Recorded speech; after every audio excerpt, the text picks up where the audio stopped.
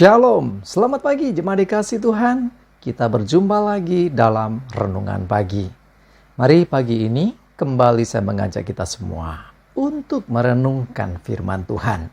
Supaya dengan melalui firman Tuhan, hidup kita akan terus dibangun. Dan kita pun akan semakin bertumbuh, diteguhkan dan dikuatkan dalam iman dan pengharapan. Sebab firman Tuhan itulah kebenaran. Firman Tuhanlah yang menjadi sumber kekuatan bagi kita. Firman Tuhan, pedoman dan penolong bagi kita. Bahkan firman Tuhan jugalah yang akan senantiasa menuntun kita dan menerangi setiap langkah hidup kita. Mari jemaat dikasih Tuhan, sebelum kita merenungkan firman Tuhan pagi hari ini, saya mengajak kita semua untuk berdoa terlebih dahulu. Bapa di surga, kembali Tuhan, pagi hari ini kami datang ke hadirat-Mu. Kami menaikkan segala puji dan hormat dan syukur atas segala kebaikan-Mu dalam hidup kami. Atas begitu besar kasih setia-Mu ya Tuhan. Begitu besar rahmat dan anugerah-Mu. Segala berkat dan kemurahan-Mu, perlindungan-Mu, penyertaan-Mu, pertolongan-Mu, dan juga bahkan pemeliharaan-Mu ya Tuhan atas seluruh hidup kami. Terima kasih ya Tuhan. Dan pagi hari ini kembali kami mau merenungkan firman-Mu. Mari Tuhan Kau yang singkapkan dan nyatakan kebenaran firman-Mu. Dan Roh Kudus urapilah kami ya Tuhan, sehingga kami bisa menangkap apa yang menjadi pesan Tuhan bagi kami. Mengerti akan kehendak-Mu ya Tuhan, dan melakukan kebenaran firman-Mu di dalam hidup kami. Terima kasih ya Tuhan. Dalam nama Tuhan Yesus, kami bersyukur dan berdoa. Amin. Mari jemaat dikasih Tuhan, kita sama-sama akan buka Alkitab kita. Renungan pagi hari ini saya ambilkan dari 1 Samuel 17 ayat 11. Saya bacakan.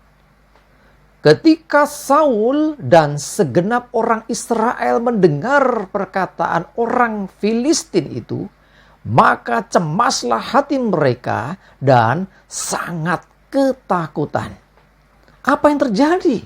Seorang Raja Saul dengan tentara Israel, ya, orang Israel bersama-sama dengan dia yang sepertinya siap untuk bertempur itu, kenapa tiba-tiba menjadi cemas hati dan sangat ketakutan?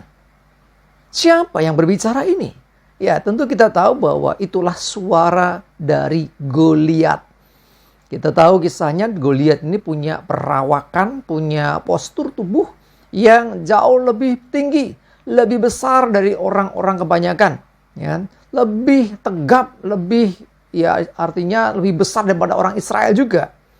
Nah, ketika si Goliat ini berbicara, ketika dia berkata, suaranya itu menggetarkan hati orang Israel, menggetarkan Saul dan juga pasukannya. Mereka begitu cemas dan sangat ketakutan. Apa yang dia katakan? Sampai segitunya. Padahal Israel sesungguhnya adalah umat pilihan Allah. Semestinya bersama dengan Tuhan, mereka gagah perkasa. Mereka berani menghadapi segalanya. Tetapi kok ini tidak? Jemaat dikasih Tuhan, hati-hati ya. Seringkali dalam kehidupan kita pun demikian terjadi. Kalau kita mendengarkan suara-suara yang kelihatan besar di sekeliling kita.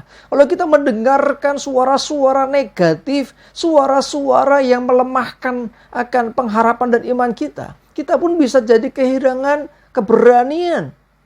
Ada banyak suara yang mengatakan, kamu siapa? Kamu nggak bisa. Bahkan lebih ekstrimnya lagi, ngaca dong kamu. Nggak usah sok-sokan jago, sok-sokan hebat. Cuma dikasih Tuhan, dengar baik-baik. Engkau dan saya, kita semua adalah umat pilihan Tuhan. Percayalah akan penyertaan Tuhan. Jadi masalah sebesar apapun di hadapanmu, pandanglah itu seperti Goliat yang dihadapi Daud. Itu memang secara ukuran, secara perhitungan itu sangat besar. Goliat ini sangat menakutkan. Tentara, pasukan, Saul aja ketakutan semua. Padahal ya seharusnya Orang Filistin yang harus takut karena ada Allah Israel yang menyertai. Tetapi pada kenyataan mereka ketakutan. Bahkan dikatakan sangat ketakutan. Ya, jadi kalau kita menghadapi masalah yang besar, pandanglah kepada Tuhan. Jangan pandang masalahmu yang besar. Pandanglah Tuhan yang lebih besar. Itulah yang dilakukan Daud. Daud tidak mau kompromi apa yang dihadapi. Sekalipun Goliat itu besar. Tentara-tentara yang biasa bertempur, yang tentunya ketakutan. Daud yang tidak berpengalaman berperang. Memang dia ada pengalaman dengan menjaga kambing dombanya. Tetapi kan dia tidak berperang di medan perang seperti tentara. Tetapi pengalaman tidak serta-merta menjadi sesuatu yang membuat seseorang itu pasti berani. Ya, tetapi Daud berani karena Tuhan yang menyertainya. Lebih besar dari masalah yang dihadapi. Lebih berkuasa daripada Goliat di hadapannya. Katakan kepada masalahmu bahwa Tuhan yang menyertai kita lebih besar dari masalah kita. Ya, pandanglah pergumulanmu, masalah di hadapanmu itu seperti Goliat yang mana mereka memang kalau diukur secara ukuran manusia, perhitungan kita, wah besar. Waduh, bagaimana menghadapinya? Ya, kita akan bisa saja seperti orang-orang Israel pada masa itu, cemas hati dan sangat ketakutan. Tetapi lihat Daud seorang diri. Dia beda dengan yang lain karena dia tidak fokusnya di masalah yang besar, tapi dia fokusnya kepada Tuhan yang besar. Tuhan yang menolong mereka. Tuhanlah yang memberikan sesuatu yang besar dalam diri Daud. Sehingga Daud berani berkata, aku datang engkau demi nama Tuhan. Jadi bukan gagah kuatnya Daud menghadapi Goliat. Sama kita pun juga gitu. Jadi jangan mengandalkan kekuatan kita sendiri yang terbatas. Tapi percayalah dan andalkanlah Tuhan dalam hidupmu. Hadapi setiap masalah dengan dan di dalam nama Tuhan. Maka Tuhan yang akan memberikan kemenangan itu terjadi atas hidup kita. Mari jemaat dikasih Tuhan. Seberapapun masalahmu. Seberapapun besar Goliat dalam hidupmu. Ingatlah Tuhan lebih besar. Hadapi dan engkau pasti berkemenangan. Sebab Tuhan yang menyertai. Amin, kita berdoa.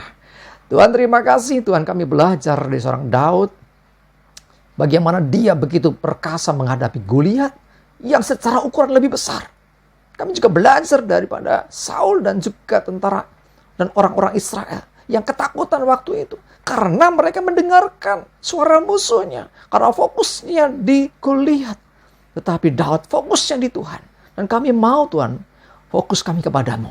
Kami mau percaya bahwa Tuhan kami lebih berkuasa. Tuhan yang memberi kemenangan. Bukan gagah kuat kami. Terima kasih Tuhan. Kami mau dengarkan Engkau dan mohon tuntunanmu. Dan kami percaya kemenangan, keberhasilan terjadi atas hidup kami. Terima kasih Tuhan, kami serahkan hari ini hidup kami. Mohon tuntunan penyertaan-Mu. Jauhkan celaka mara bahaya. Damai sejahtera dan berkat Tuhan menyertai kami semua. Dalam nama Tuhan Yesus kami bersyukur dan berdoa. Amin. Mari jemaat dikasih Tuhan. Yuk semangat ya. Maju terus dalam iman dan pengharapan. Selamat beraktivitas. Tuhan Yesus memberkati kita semua. Amin.